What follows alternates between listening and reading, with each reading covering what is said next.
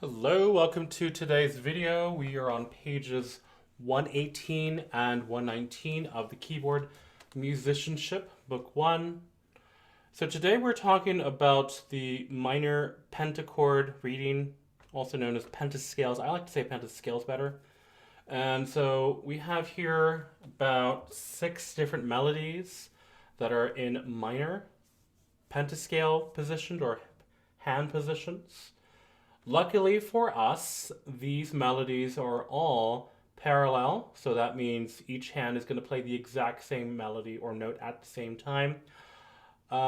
Even more lucky for us, now this is the teacher and me, and the music enthusiast in me, after learning to play these melodies in their positions in minor, we're going to transpose them. Okay, so let's go ahead and talk a little bit about how we transpose. It says here at the top that we have to analyze and sight read the following melodies which lie within the minor pentachord in each hand. So you have to establish the minor key by identifying the final note of the melody. So let's go ahead and take a look at the first one. It is Russian.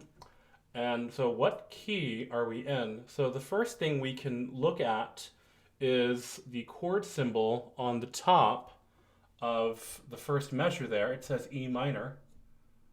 And it gave us the indication that the final note will be the name of the minor scale that we are using, or the hand position, the pentascale. So the E minor pentascale, you should already know. As a matter of fact, you should have already been practicing the minor triad on page 115. That should be completely learned and understood before you come to these pages, okay? So make sure that's understood first. Let's go ahead now and sight read this music here. Number 1, make sure that you are lifting after every legato, after every slur. And okay, that's about it. Here we go. 1, 2.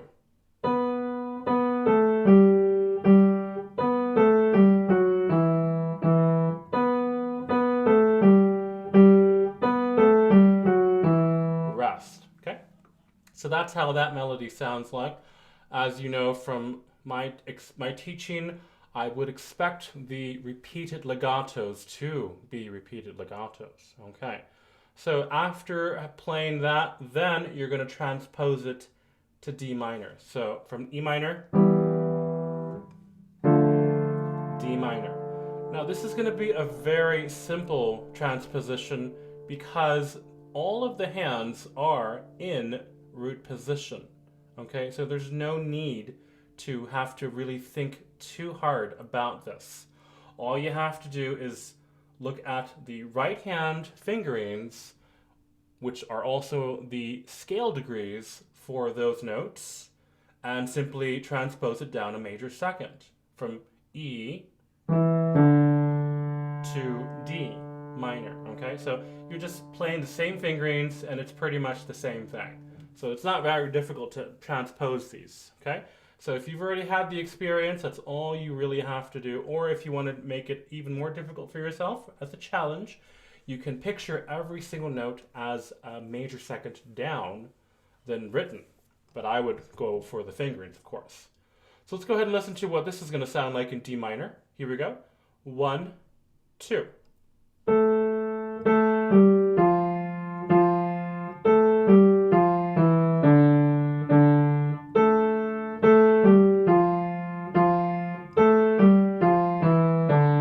Rest. Very good. Now, notice it does say that the instructor should supply appropriate accompaniments according to the given chord symbols. For the time being, because we can't be together in person, we will probably be meeting online, I'm going to recommend that you provide your own accompaniment. Because both hands are playing the same melody, both hands don't have to play them at the same time. One hand can actually play the melody, either left or right, and the other hand can realize the chords that are written. Okay, So you should have already gone over the exercise in the previous part of this book where you were playing 1, 5, 1 chords. If you have not gone over that exercise, please ask your teacher or practice it before playing, because you need to know 7th chords, 1, 5, 1 chords. Okay, so let's go ahead and take a look at the first one. We're going to play it in the position that it's written in. Okay, here we go. 1, 2, 3 chords.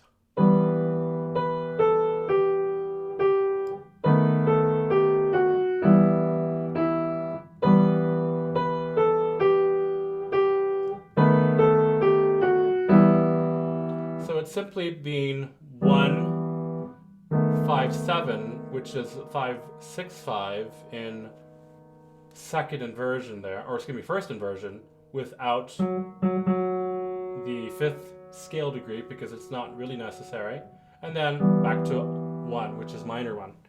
Okay, so that is in E minor position, but can you transpose the chord symbols down a second? Ooh, interesting. Okay, so you really have to have a good understanding of D position as well, and the chords, which are going to be 1, which is D minor, 5, which is a 7, a major minor 7 without, oh, what's that? The E, excuse me. And then, of course, back to D minor. So transposing not only the melody, but also the chords. Let's go ahead and do that with the right hand again. Here we go. 1, 2.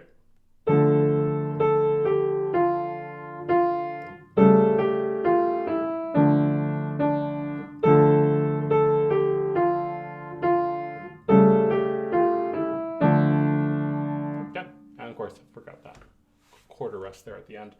All right, next one, number 2. It says presto. This is Bulgarian Melody. Let's take a look at the chord symbol. It says A minor there. And let's verify the note at the end. A, therefore it is A minor. Now it does give some information about how to read minor key signatures.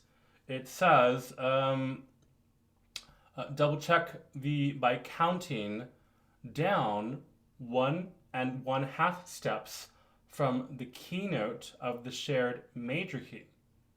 Interesting. So it says here, for example, number 1 has a G major key signature, but an analysis of the melody clearly establishes E minor. So if we go E, and it says 1 1.5 steps down from the keynote. So G major, right there. But if we go down 1 1/2 steps, 1, and then here's our half step, there is E minor. And that's one way we can read this key signature. As for A minor, this looks like a C major key signature because there are no sharps or flats. So we go here, go down 1 whole step, which is 1 there, and then 1/2 step. So it's like going 1, 2, 3 half steps in all, and this becomes A minor. And that's one other way to determine what the minor key signature is there. Okay, so let's go ahead and listen to this Bulgarian melody. Let's hear what it sounds like. Okay, making sure that you lift when you're supposed to. Take a look, there is a dynamic contrast there. It starts at forte for the first 4 measures, and then it's piano for the last 4. Okay, I'm guessing this is going to be just the same 4 repeated as a repetition. Okay, here we go. 1, 2. Oh, let's try that again.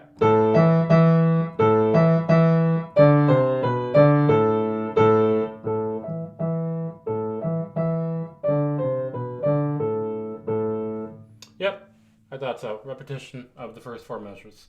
Okay, so it's now asking us to transpose that, but before we transpose that, let's go ahead and realize the chords in the left hand again, while the right hand plays the melody. So the chords are A minor for the first 2 measures there. And now look at this.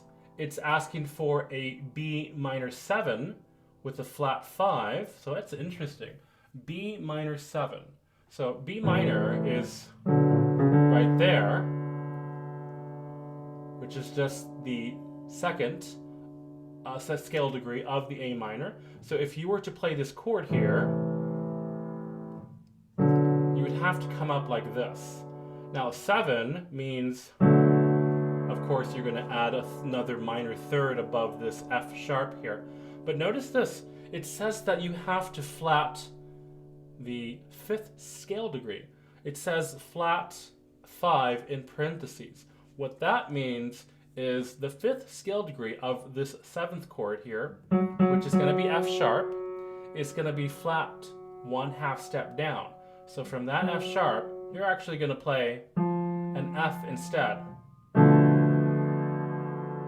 And this becomes not a B minor 7 chord, but it now becomes a B half diminished 7th chord.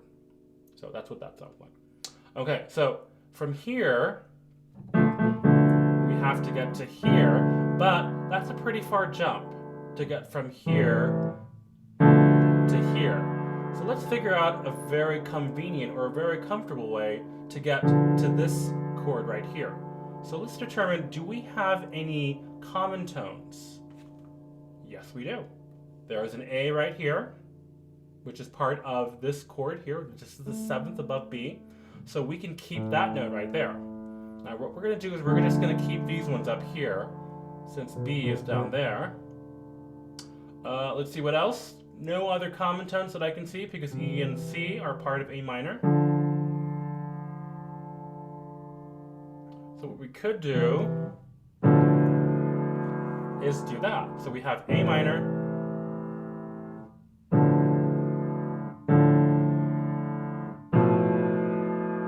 now notice the 5th scale degree of this chord is that F natural, but it says it needs to be a flat 5, so that's an important note.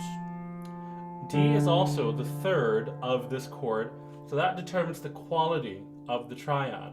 So the best option from A minor is simply to add these 3 notes above it, which will have to include the B because, well, I mean, it doesn't have B when you play it on the first beat. But notice then it goes to E7 from this chord. E7 is actually going to be right here. So E, G sharp, B, and D, which you should already know about because it is a dominant chord. Now from there, that's a big jump once again. Do we have any common tones here? Yes, we do. There's a B right there. So right here, we're at B. We also have E common tone. We also have D common tone. So all we have to do is come down there for one note. So we were right here. We do have to change the fingerings a little bit.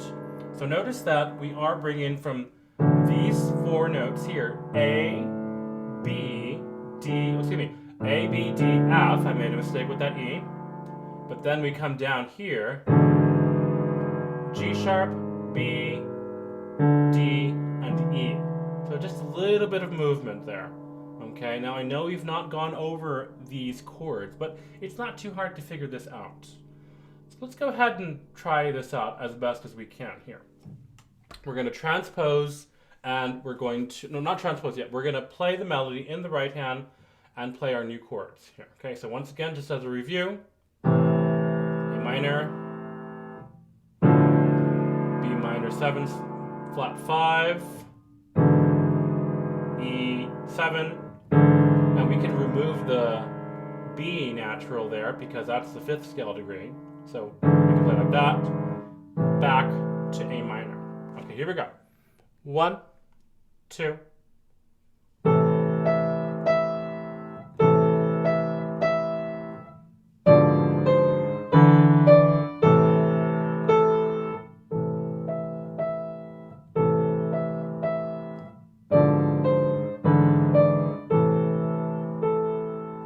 Alrighty, very good.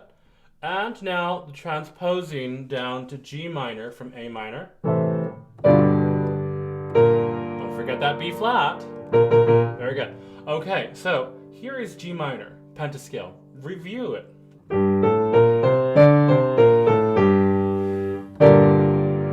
Okay, so that's G minor right there. And once again, all you have to do is play according to the scale degrees of the right hand or the fingerings. Okay, so let's go ahead and try that out. 1, 2.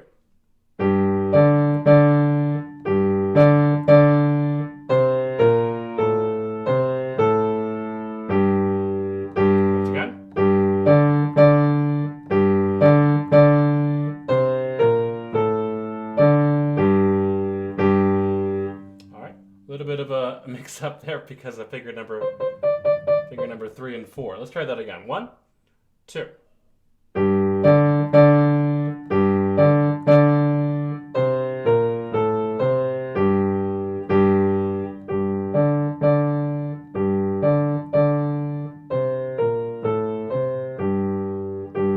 All right, very good.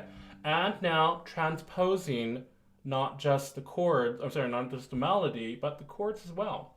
So A minor becomes G minor, and then B minor 7 flat 5. Well, let's see. That's going to be the second scale degree of G minor. So G minor.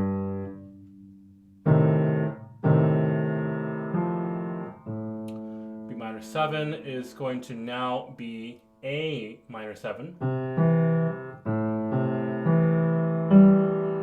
Those are A minor 7 right there. But we have the flat 5, which is going to be E flat. Okay? So from G minor to this position, let's figure that out. Okay, so we have common tones. What do we have? We have a G.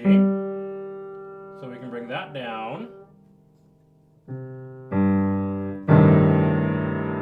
I believe that's it. So this is, I think, is going to be the best possible solution for the A minor 7 flat 5. So G minor, A minor 7 flat 5, and then E for the dominant of A minor now becomes D7, which is right there without the 5th scale degree. F sharp, C and D, and then back to G minor. Let's review that again. G minor.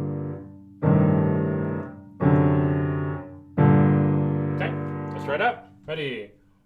Okay, here we go. 1, 2.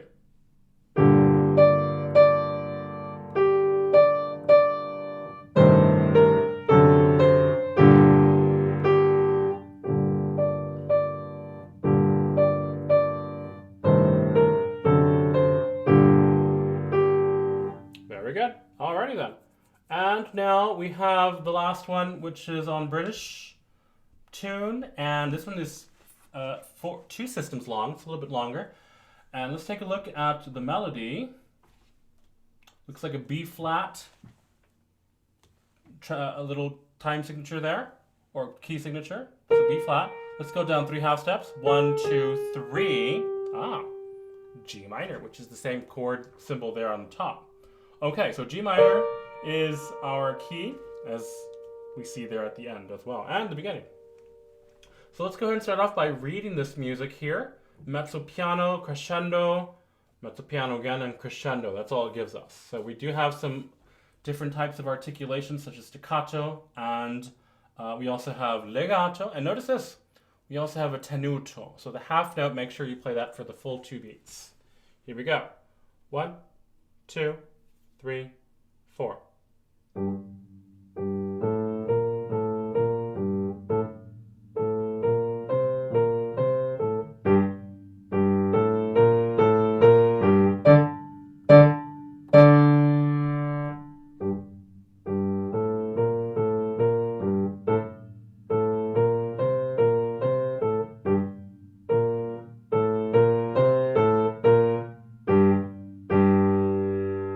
Interesting. Okay, so we have here a very long melody. There was a little non-legato that just came out of nowhere, but I was able to play it. And so now we have some chords. Let's take a look at all these chords we have. So the first chord here is G minor. And then once again, just like we did up here, we have the A minor 7 flat 5, so A minor 7, which is the same thing we played over there. And remember, this is how we played that. G, A, C, E flat. And then D7, it's the exact same thing that we transposed to G minor over here. But look at this, A minor 7 is just by itself. So, oops. A minor 7 like that. It's an A minor 7. So from G minor, I think the best option would be to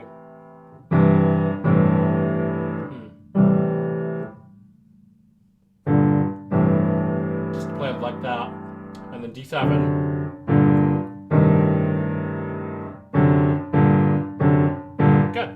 So those are our chords. Once you've determined what they are, let's go ahead and put now with the left hand playing the melody. Oh, sorry, left hand playing the chords, right hand playing the melody. So review our chords again together. Okay, remember that's A minor 7 as opposed to A minor 7 flat 5. There we go. 1, 2, 3, 4.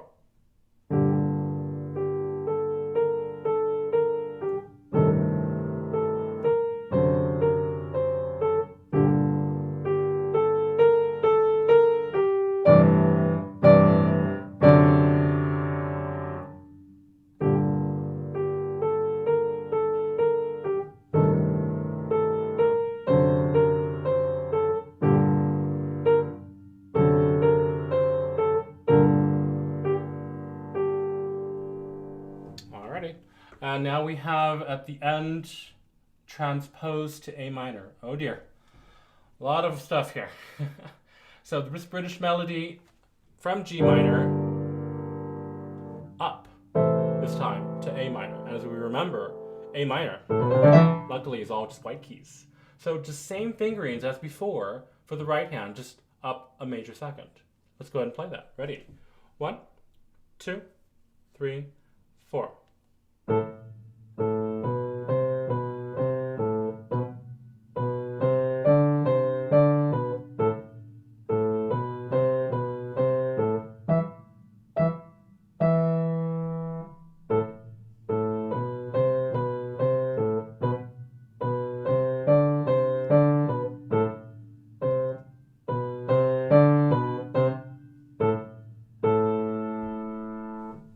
Okay, now you are in luck because guess what? It's asking us to go up to A minor and the chords are right there. Pretty simple. So if you wanted to read that, you just look at the chords right here. So we have A minor, and if you remember the B minor 7 flat 5, how did that go again? So something like that, and then we have A minor, and then E7, back to A minor. Okay, so those are the chords that we're working with. We do also have just a regular A minor, which is going to be just a regular B7, B minor 7. So if we look at B minor 7, so instead of that F natural, we're actually going to bring it up to F sharp, just for that one point right there.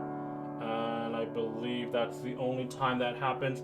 I'm wondering if this is a misprint because all the rest are B minor 7 flat 5. That's something you can experiment with on your own. Okay, let's go ahead and go try it out. A minor this time. Ready? Here we go. 1, 2. Oh, sorry.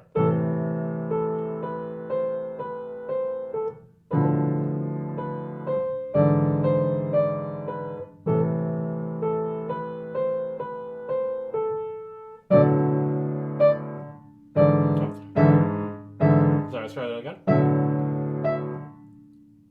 I'm going to try with the B minor 7 flat 5.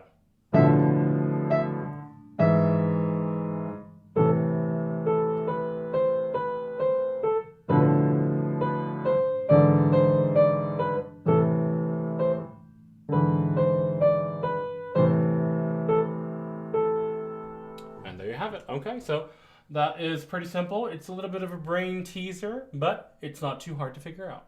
Okay, so this is part 1, page 118 of minor chord pentachord reading. Let's go ahead and practice every day, and we'll see you next lesson.